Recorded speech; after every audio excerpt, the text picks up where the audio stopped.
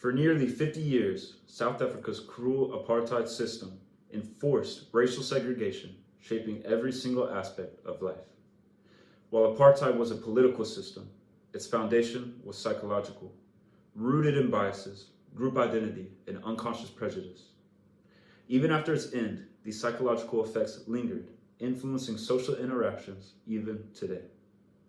Discrimination is deeply rooted in psychological processes such as cognitive biases, social identity theory, and implicit biases, which all shape the way individuals and intergroups interact and perceive each other. As we talk about these topics, I want you to think about not only apartheid, not only your own life, but other historical events, and see if you could relate. Psychologists like Charlotte Rule and Dr. John Duckett have shown how deeply biases and social identities influence our behavior and perceptions. Understanding these psychological processes is crucial. One contributor of discrimination is cognitive bias. But what are cognitive biases? Well, have you ever shouted, "I knew that was going to happen," after your hometown team blew a lead? Or have you noticed that your friend only ever reads news that aligns with their very own views?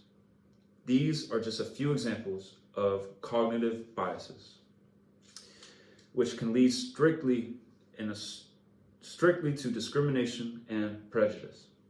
Psychologists like Charlotte Rule, writing in Cognitive Bias, How We Are Wired to Misjudge in 2023, explains that cognitive bias is a systematic error affecting how we process information, leading to irrational thoughts or judgments.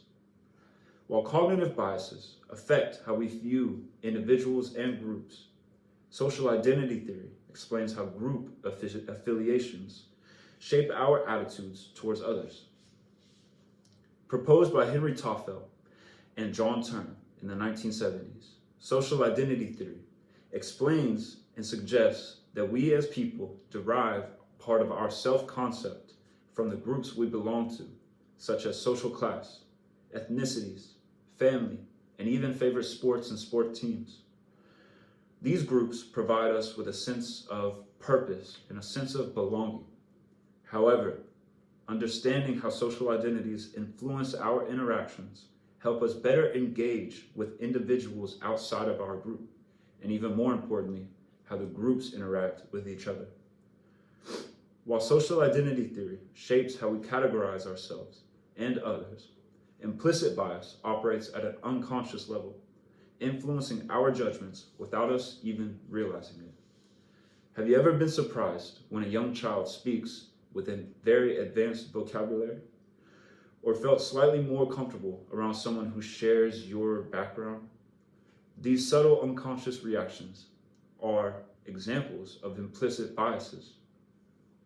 Dr. John Duckett, in The Social Psychology of Prejudice, 2019, highlights an interesting example of how a democratic opposition to communism today might seem justified, while hostility towards the Japanese would not. However, during World War II, this distinction is far less clear, as the US and the Soviet Union were allies against an enemy in Japan. This historical shift highlights how implicit bias are shaped by context and evolve over time. Ultimately, these psychological processes shape how we perceive individuals and entire groups, often without us even realizing it. It's important to be mindful as we go about our days, whether we interact with our groups, people outside of our groups, and strangers alike. Today, we explore cognitive biases, social identity theory, and implicit biases, three major key forces that drive discrimination. By understanding these mechanisms, we can begin to recognize our biases, challenge them, and take meaningful steps towards a more inclusive and empathetic society for everyone. Thank you.